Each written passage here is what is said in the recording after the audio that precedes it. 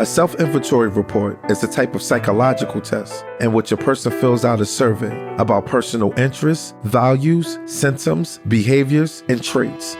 Self-inventories are different from tests in that there is no objective correct answer. Self-Inventory is a podcast where we investigate the issues of society that don't seem to have any correct answer. Brandon Chastang blends together history lessons, current events, and talk with people of all backgrounds to provide us as a society with a self-inventory. In order to move forward, we need to look at where we've been and where we are now. It's time for a self-inventory.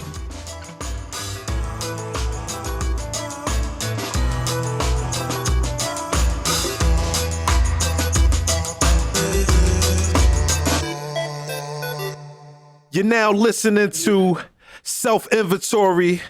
I am your host, Brandon Chastang, aka B McFly. And yes, B McFly stands for being motivated comes from loving yourself. Yo, listen, this is the top of the year, right? It's time to start getting motivated, start loving yourself, man, and let's start making things happen. Top of the year, top of the year. I have a special guest, and when I say this guest is special, I mean special because this person holds dear to my heart. We grew up with each other. I love him. He's my brother. He's one of my best friends. Without further ado, let's welcome William Cummings, aka Brandon, aka B-Ski. What's good, man? What's going on? Yo, how you feel today, brother? I'm in jail, but I'm all right. You know what I'm saying? As far as everything goes, I get to be around you today, so this is what it is. Yo, listen, it's a blessing to even see you, man. We haven't seen each other face to face for 15 years, man. I know it's absolute travesty. Yo, listen, 15 years. I'm talking about like I felt safe with you growing up.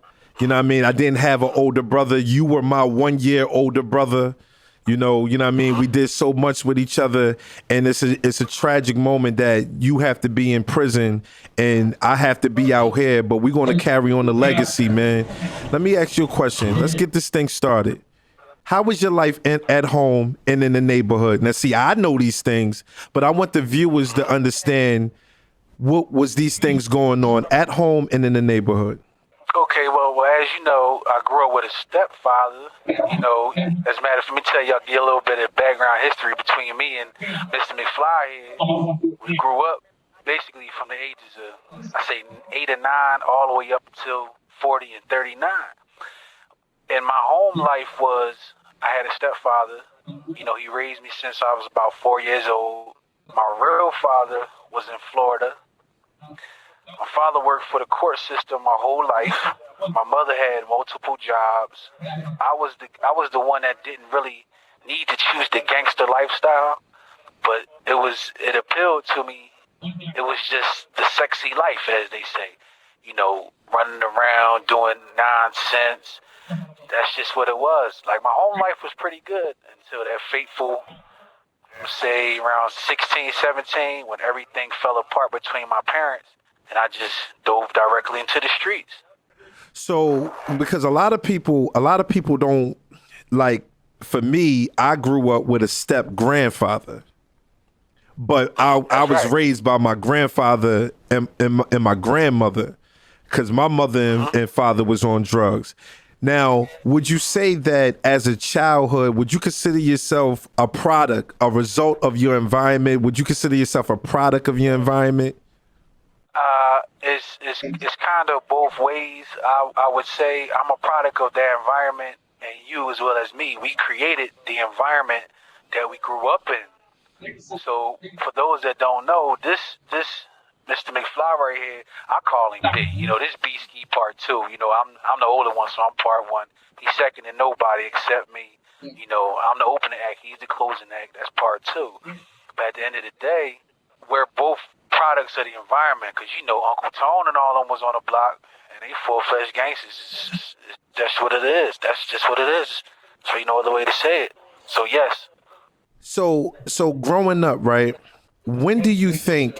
Like, I remember us as childhood, right? Like, I always looked at you as the intelligent one, but the tough one too. I never seen a person like you in my life because I never understood how you could be so intelligent. And, you know, growing up, I used to be like, yo, B swear he a white boy, man. He swear he's so smart and use big words and all that. But on the flip side, had heart because we grew up in an aggressive environment. And it's like, most definitely. Right. And it's like, yo, how did you adjust to like people like you are not normal. How did you adjust to that? Like just being, I'm not going to say you weren't aggressive. You only were aggressive when you needed to be. How did you adjust to that? Well, this is the thing. You got to understand that, you know, sooner or later you and I were going to meet anyway because you only live one block around the corner from me. You understand what I'm saying? So I'm going to say I went to school. I went to Hannah from, I guess, like first grade, kindergarten, get set, all the way to third grade. Then I started going to them schools in the Northeast back in the day. See, damn Shoemaker and all this shit. Man, I'm going to tell you a quick story. Now, you know, I got kicked out of the schools in the Northeast being a knucklehead, so they sent me to Shoemaker. My mom and them like, what school you want to go to, Brandon? You want to go to Bieber or you want to go to Shoemaker? I said, I want to go to Shoemaker with Brandon. She said, fuck that. You ain't going to school for no damn Brandon. You know how mommy get. You know how mommy get. So I get the Shoemaker and absolutely blew my mind, babe. Remember boy Charles? Remember boy Charles back in the day? This boy is not in our class at all. He was sitting in our damn class.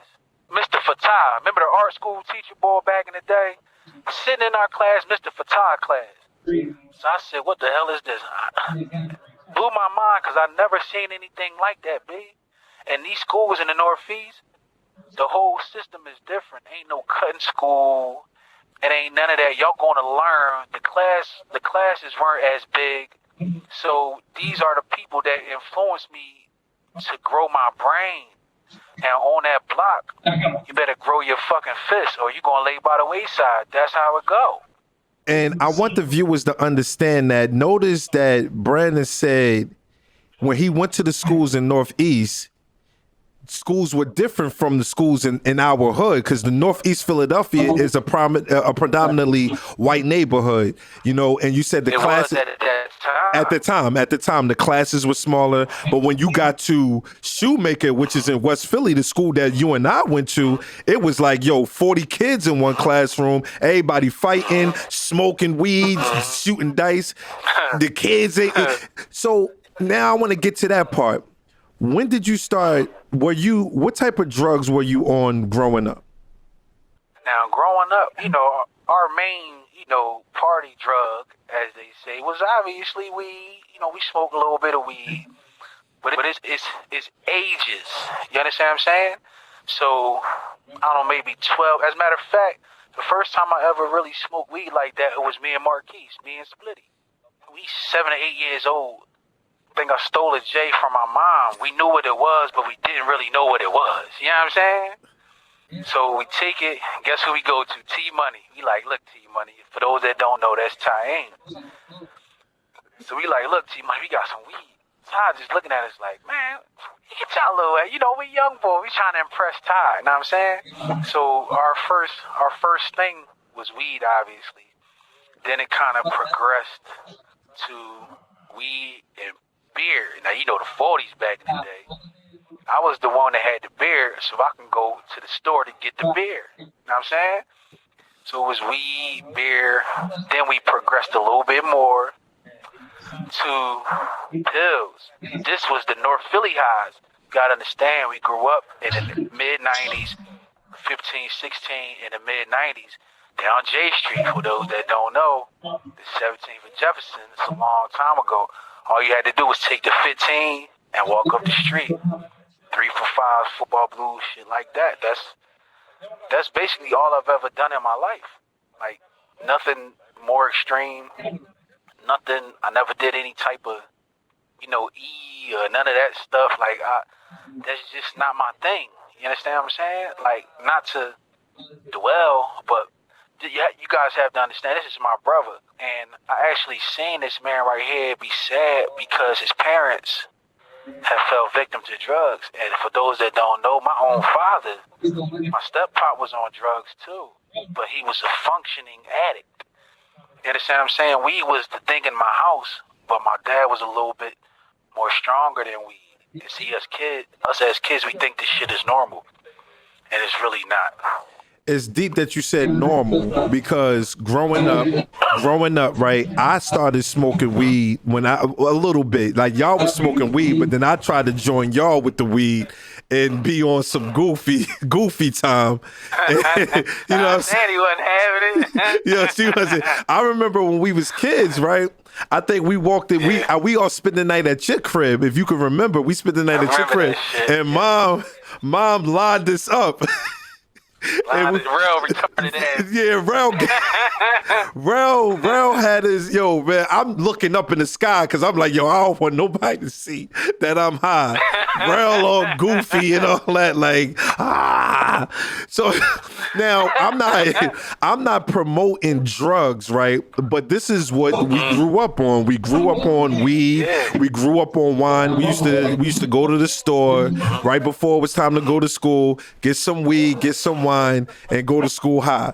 But that was the environment. Like you said, back in the day, you had the bed, so you was going in there getting the wine for us, getting the beer for us, and we get high and go to school. Now, ain't no doubt. Now, as we got older, drugs may have been not just something to do recreationally, but now it became something that we had to have because we're going through, the older we get, the more pain we're going through. That's true. When did your life start to change where you're becoming aggressive?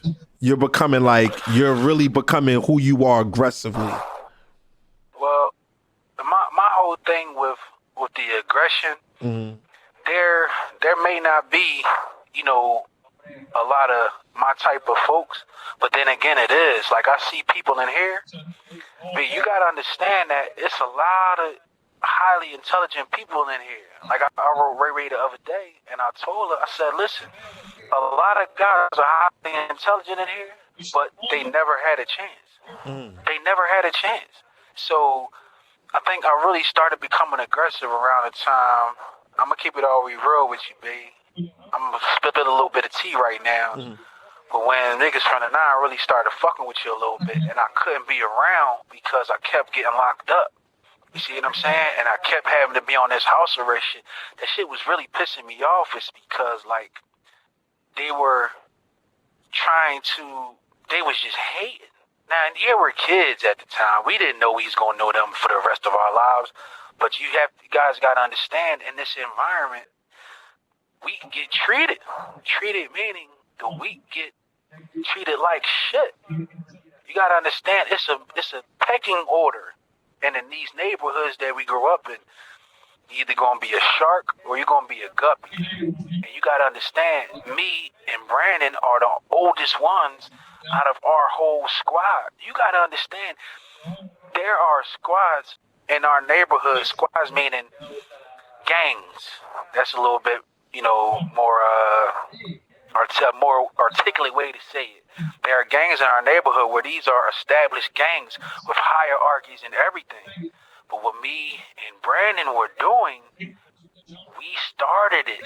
You understand what I'm saying? Not that I'm proud of it or gloating or anything like that or trying to make it sound sexy, but this is just reality.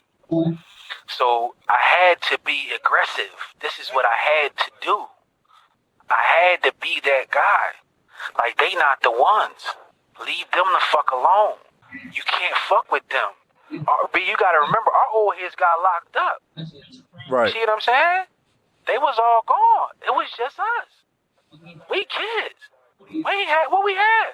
Nothing. And us growing in an environment where older guys weren't around, and like you said before, it was so many other different groups and gangs in different neighborhoods. It was like, no, we don't even want to be a part of that. But y'all forcing our hand. You know, y'all forcing our hand, y'all messing with us. And now, like you said, when you was getting locked up in placement, like how old was you around the time? Because we was... Oh, shit. Maybe 11. Around 11. 11 years old, 11. Correct. 11 years old. And 11 years old, shit, we was fighting. Fighting. You had to walk. You walk into the store and it's like, nah, it's like 50 people right there and they want to go in your pockets. And we not having that. So them fighting all them niggas, yeah. So now how many times as like from 11 to I guess 18, well, since just juvenile years, how many times have you been locked up during your juvenile years? Oh shit. See, it's been times where I was locked up, but your mom just come get you from the police station. Right. And that's probably maybe from 11 to 18. Bullshit you not, maybe 10 times. And these are the times where they don't even write your shit down, like they don't put you in the system, as they say. You don't get a court date, any of those things. I remember one of the first times I got locked up, I was going to Lamberton, and then I guess the viewers had to realize Lamberton is, our neighborhood is segregated. Well, it was at the time. And this was the all-white neighborhood. It's like anything past 63rd Street was considered the white neighborhood. And my parents always wanted me to go to the good schools, to the better schools. All my friends went to the hood schools, but they're sending me out the neighborhood. I was in a desegregation program, things like that.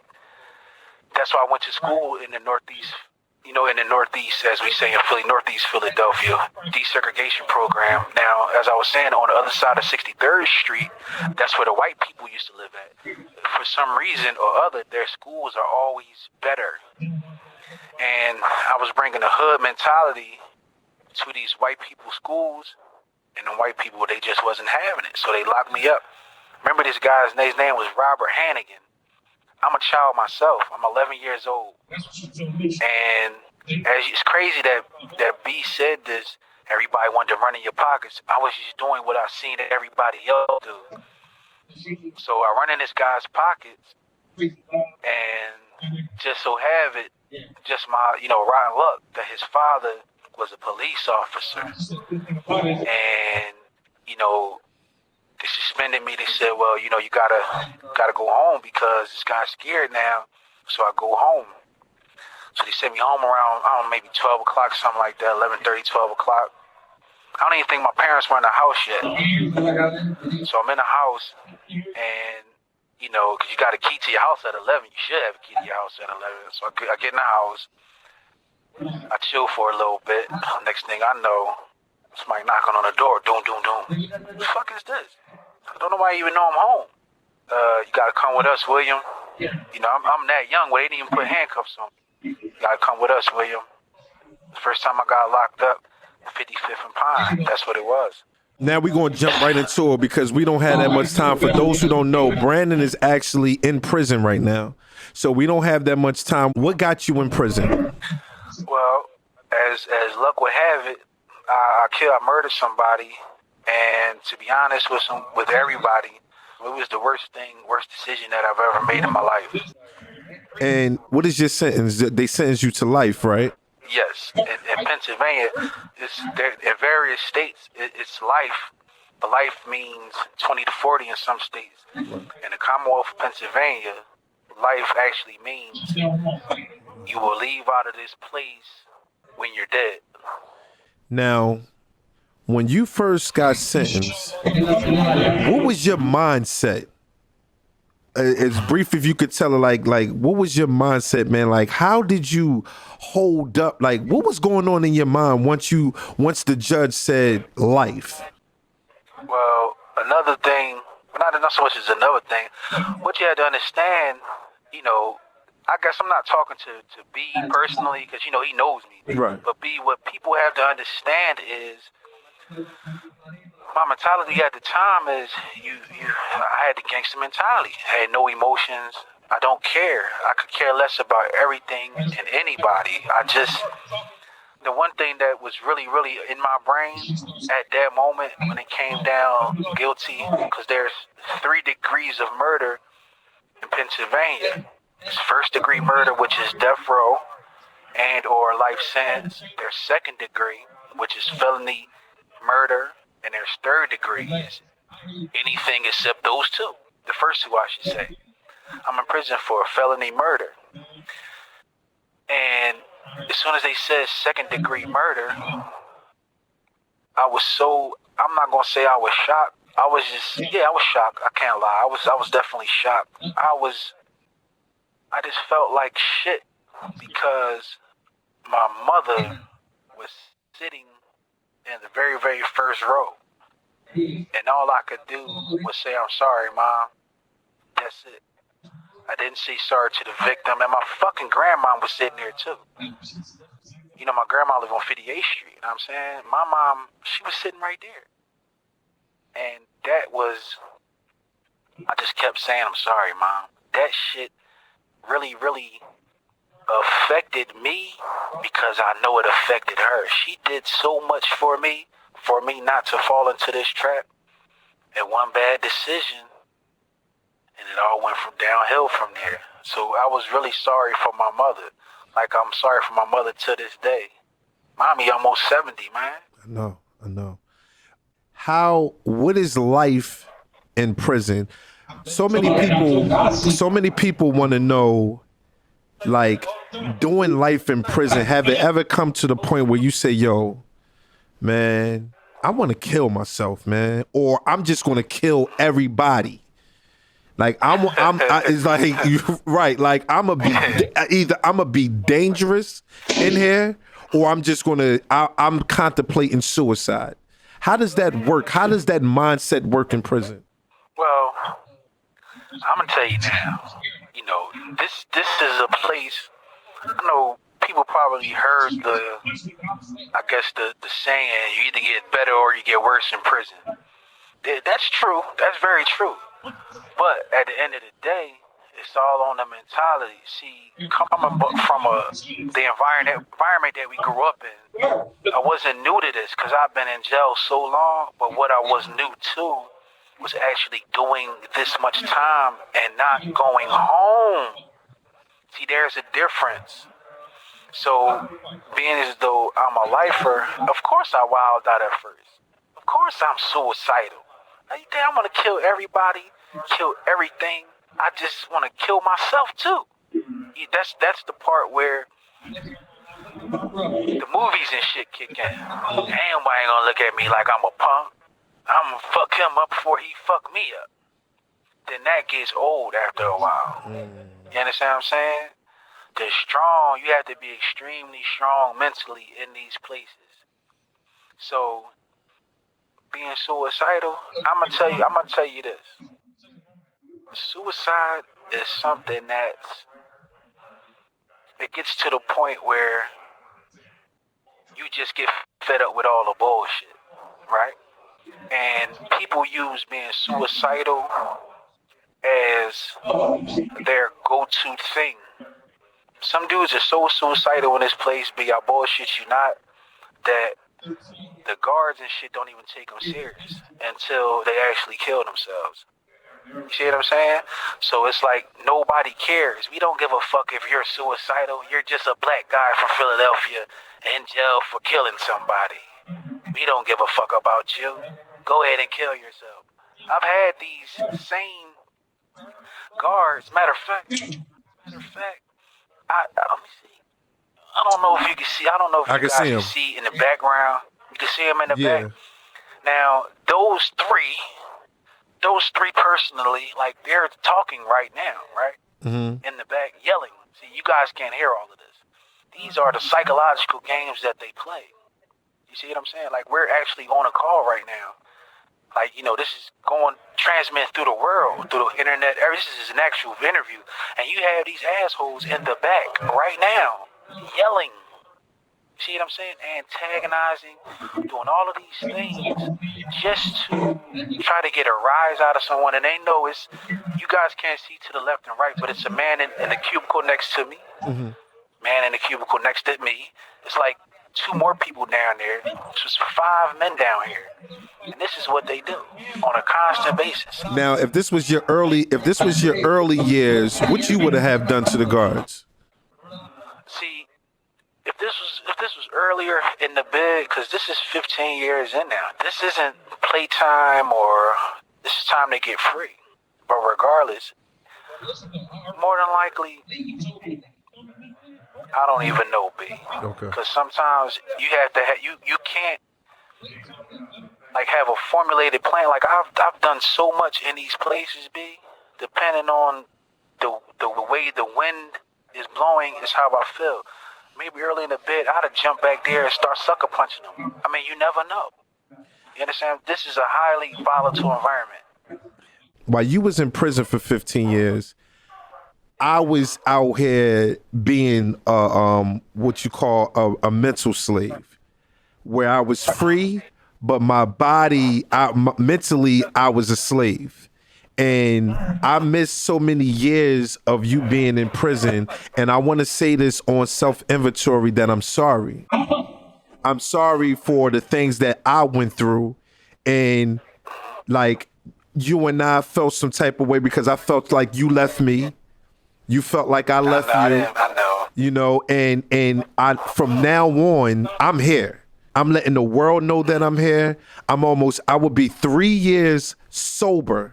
I don't drink, I don't smoke, I don't take pills. I will be 3 years sober January the 21st, 2021. Alhamdulillah. And I told my brother that I'm going to be here. And we did this interview because we want to spread awareness. The whole purpose of this interview was spreading awareness. So many children feel like they can go to jail when they think they're going to come back home. But this is a person that's doing life in prison, and life means life, but things happen where as though, you know what? It's a possible chance he can come back home. You never know. You have to get in the law library. When I was on drugs, Brandon, it was so many things going on in my life that I did everything under the sun, Brandon, to get my drug of choice. The only thing that I didn't do is do something with another man or do something to hurt my friends. That's loyalty. Right. How do you survive in there with your temptations? And I'm speaking and I'm speaking, I want to speak to I want the viewers to understand what goes on. Okay, well, this is the thing. Now, as you know, you obviously know, I have a son that's 15 years old, and I was locked up the day after my son was born in the hospital in Texas. And I'm talking about, I was actually handcuffed by detectives in the hospital. My son's mom is still in a fucking nightgown. She's still in a nightgown. I'm sitting there, you know, those of us who have children, you know, you have to sign papers, you know, claim your child. And the day before, on the 17th of December, 2005, one of my best friends, you'll meet him sooner or later, he gave me a blunt. He said, yeah, you about to have your kid, man. Come take a drive with me. Now, mind you, we not in Philly, we down Texas. Come take a drive with me. You know, we driving around, you know, some call smoking to the dick. This is, you know, the vernacular for the hood. Mean smoke your blunt by yourself, you know, to the face or whatever. That's the last time I've done a drug, period. I don't smoke weed. I don't do pills. They got all kind of new shit called deuce and all this fly stuff. Never in my life have I done any of this. Never. I don't drink, nothing. No, I mean, so there's really no type of drug temptation for me. You understand what I'm saying? There isn't, they can't entice me with anything other than the psych meds that I gotta take. I'm all natural, Holmes. What do you do to get by in prison? What are your regimens? Okay, well, my day personally consists of There are 3 counts. It's like 6 a.m. Yeah, everybody, you gotta wake your ass up at 6 a.m. I don't care how gangster you is, how thugged out you may be. See, I'm always saying thugged out, but y'all get it. You know what I'm saying? No matter how tough you guys think you are, you're getting your ass up at 6 o'clock. These folks is not having it. Only way you're not getting up at 6 o'clock in the morning is if you're in the restricted housing unit, aka the Hove. That's the only way.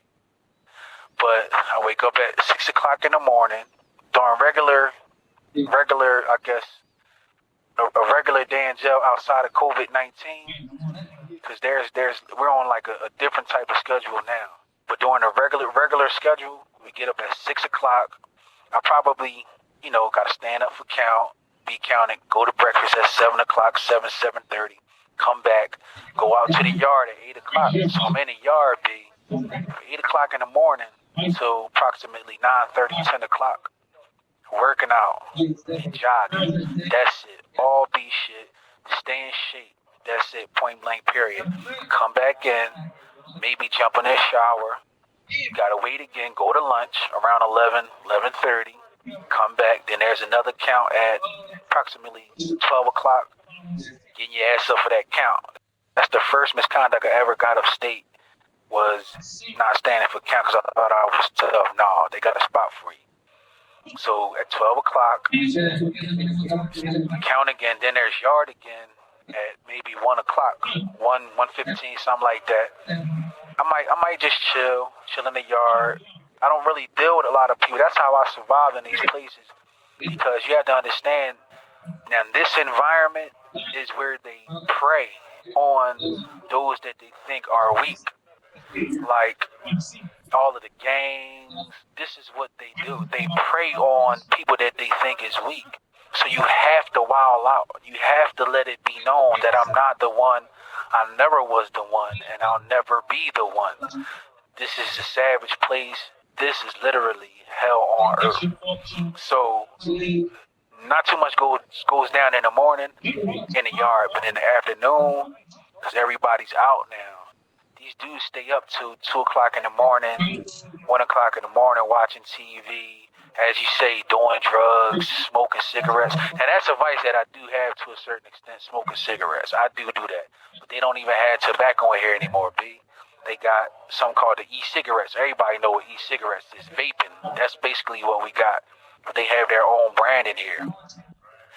So from maybe 1 to about 2:30, 3 o'clock, come back in, chill for a little bit. Got another count at 4 or 5 o'clock. Then go to dinner, come back. Then there's a yard again during the summertime. Or there's something called the day room. Day room is where they have the TV and they have the tables. That's another place where situations can happen. An idle mind is the devil's workshop. Remember back in the day, B, at lunch in Brook, every squad on the planet, you got dudes 49th Street, dudes from North Philly, we from the M, got dudes from the Ave, got dudes from everywhere. That's how the day room is. So you got all these different squads, different gangs, different people, and this is where a lot of the situations happen because we don't have anything else better to do. We have absolutely nothing to do. For lifers, right? A lot of people feel like as a lifer, people will be like, you know what, man? You doing life, man. Go mess with a man or some shit like that, man. How do you feel about that, man? Honestly speaking, as I said, it's not even the fact that you're dealing with another man. Of course, obviously, I like women. Obviously, you like women. You know what dudes fall for in jail? It's the fucking image of a woman. That's where Shaitan comes in at. That's where this place could train you and change you into something and play tricks on your mind. You understand what I'm saying? It's not that you having sex with a man. It's definitely that. But it's the image of a fucking woman. You understand what I'm saying? Let me tell y'all, in fucking Pennsylvania, they sell mascara, they sell fucking lipstick on male commissary. And they didn't start doing that until recently, maybe 2-3 years ago. Because I used to argue with this ain't no fucking mascara on no male, general population. B, Lahi, Holmes. Yes. They have these things on commissary for men to buy. Now, as I said, I don't agree with it, but this is just what it is. Don't bring your ass to jail, and you ain't never got to worry about none of this. That shit come along with this territory, Holmes. Wow. I hope you kids is listening. It's everything that a lot of these so-called tough kids want to go against, right?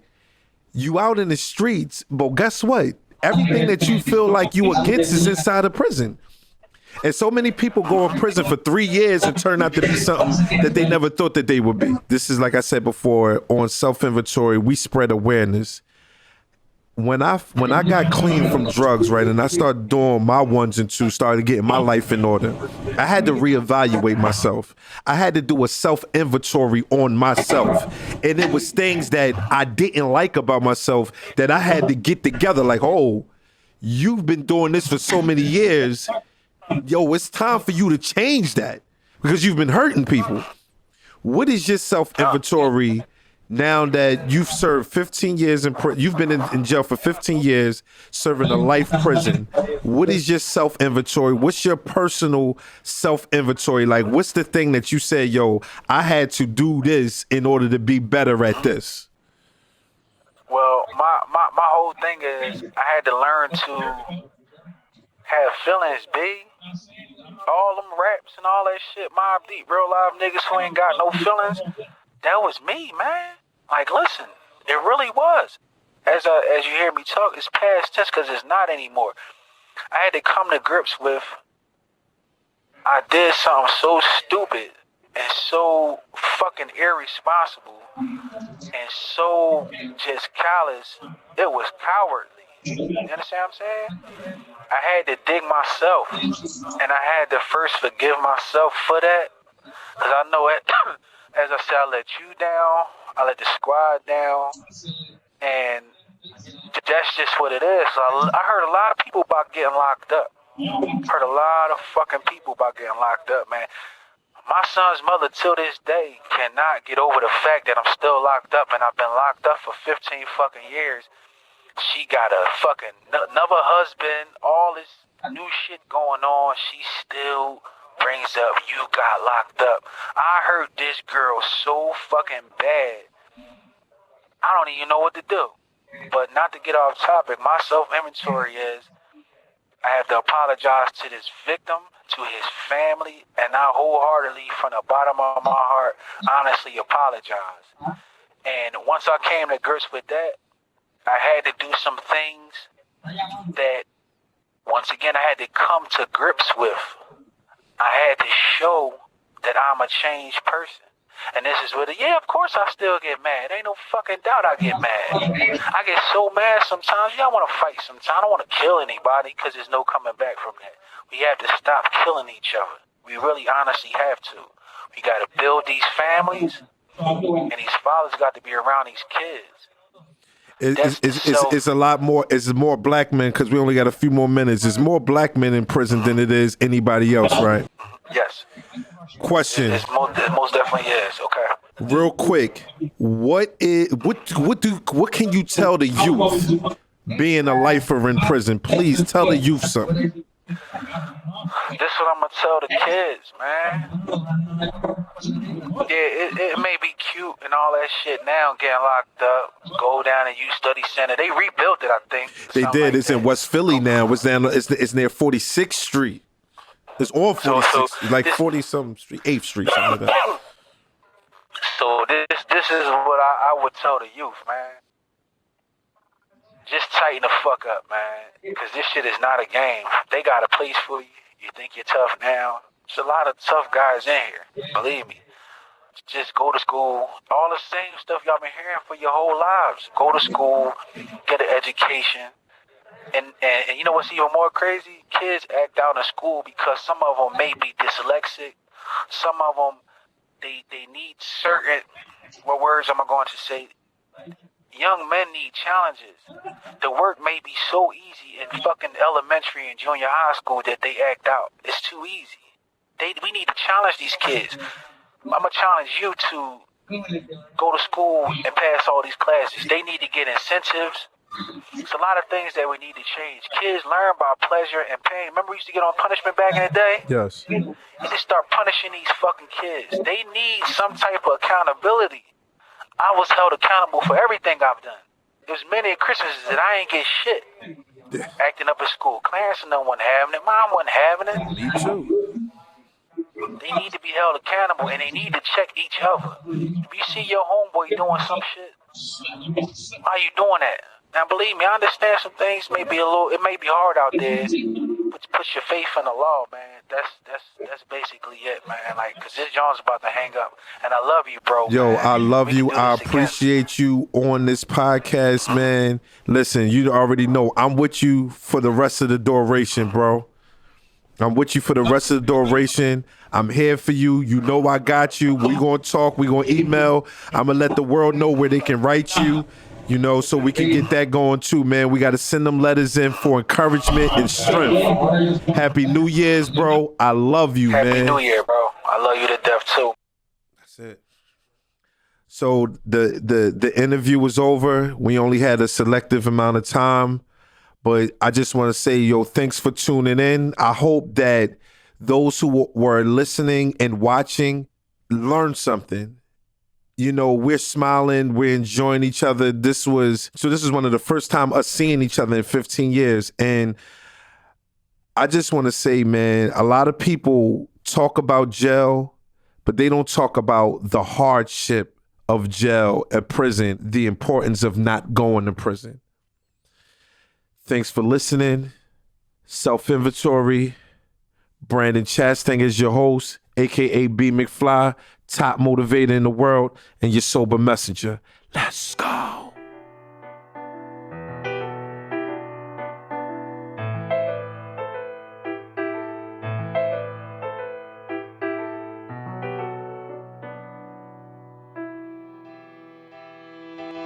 Self-Inventory is a podcast produced by Brandon Chastang and Studio D Podcast Production.